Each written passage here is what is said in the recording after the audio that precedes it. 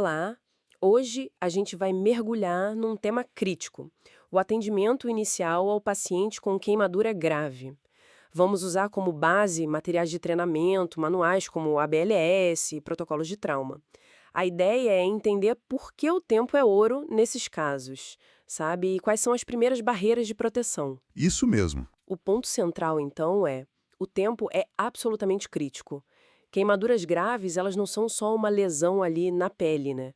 Elas iniciam uma resposta inflamatória, hipermetabólica, no corpo todo. Vamos tentar entender isso melhor. Exato. É essa resposta sistêmica que complica tudo. Ela aumenta e muito o risco de falência de múltiplos órgãos, de infecções bem graves e até de morte, infelizmente. Por isso, a abordagem inicial segue a lógica do trauma, o famoso protocolo ATLS, né? ATLS, muita gente já ouviu falar, mas o que significa isso na prática, assim, no cenário da queimadura grave? Claro. O ATLS, ele estabelece uma sequência, o ABCDE. Primeiro A, de vias aéreas, o airway. Tem que garantir que o paciente consegue respirar. Isso é ainda mais importante se teve inalação de fumaça ou queimadura no rosto, pescoço. Certo, a via aérea primeiro. Depois o B, de boa ventilação, o breathing. Como está a respiração? Está oxigenando bem? Aí vem o C, circulação, circulation. Nas queimaduras isso é crucial. Além de controlar sangramento visível, claro, aqui a gente já começa a reposição de fluidos e tem que ser agressiva para combater o choque, o chamado choque do queimado. Ele se instala muito rápido. Reposição rápida de fluidos, então. Essencial. Depois o D, de déficit neurológico, disability. Avaliar como está a consciência do paciente. E por último o E, de exposição, exposure, e controle do ambiente.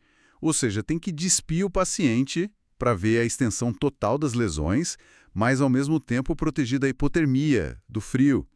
Só depois dessa estabilização toda é que a gente vai olhar a queimadura em detalhe. Entendi. Então essa sequência, o ABCD, salva a vida antes mesmo de focar na queimadura em si. E junto com isso entram aquelas barreiras de proteção que a gente falou no início, as precauções padrão. Sim, exatamente. As precauções padrão, antigamente se falava muito em BSI, né? Isolamento de substâncias corporais. É a evolução disso. Elas são fundamentais. Higiene das mãos, claro, antes e depois de tocar no paciente, e o uso correto do EPI, o equipamento de proteção individual, luvas, avental impermeável, máscara, proteção para os olhos ou rosto. E aqui tem um ponto bem interessante que as fontes destacam, né? Que é a dupla função do EPI nesse caso específico da queimadura. Pode explicar um pouco mais? Olha, esse ponto é chave. O EPI, obviamente, protege a equipe. Protege de patógenos, às vezes até de produtos químicos, dependendo de como foi a queimadura. Mas, isso é muito importante, ele protege ativamente o paciente. Pensa bem, a pele queimada perdeu a função de barreira. O paciente vira uma porta aberta para a infecção. Então, o EPI da equipe funciona como uma linha de defesa extra para o paciente naquele momento de vulnerabilidade extrema. Nossa, isso é fundamental mesmo. E as fontes comentam se, tipo assim, na correria, a equipe tende a focar mais na própria proteção e talvez subestimar essa proteção do paciente. É um ponto que os treinamentos batem bastante na tecla. Na urgência, é natural pensar primeiro na segurança da gente, né? Mas na queimadura, usar o EPI direitinho é um dos primeiros atos de cuidado com o paciente. É prevenir uma contaminação que pode ser devastadora. É uma mudança de foco sutil, talvez, mas com impacto gigantesco no resultado final. E não é só usar o EPI, tem a forma correta, né?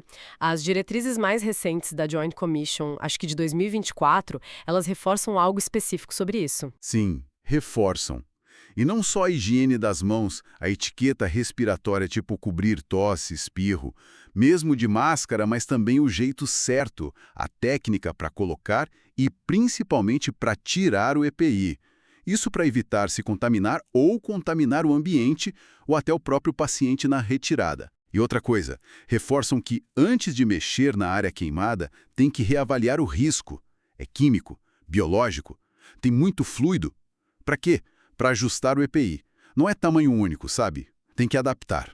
Entendi. Então, resumindo o que a gente tira disso tudo, parece que a combinação de uma avaliação rápida, na ordem certa, o ABCDE, junto com o uso rigoroso e adaptado das precauções padrão, é a base para melhorar o prognóstico, né? Exatamente, preparo, seguir o protocolo, atenção aos detalhes. Isso faz toda a diferença nessas primeiras horas. E é bom lembrar que isso é só o começo, né? São as primeiras peças do quebra-cabeça. Depois vem o manejo da resposta inflamatória, a reposição de fluidos, que é super complexa, o controle da dor, que é terrível, o cuidado com a ferida. Tudo isso continua. Mas o sucesso lá na frente depende muito de como essa estabilização inicial foi feita. Fica então uma reflexão, né? Pensando em toda essa cascata fisiológica que a queimadura dispara.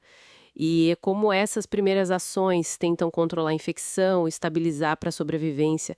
De que outras formas, talvez menos óbvias, essa atenção inicial ao detalhe, a prevenção, poderia influenciar a recuperação psicológica e a qualidade de vida do paciente lá na frente, bem depois da alta?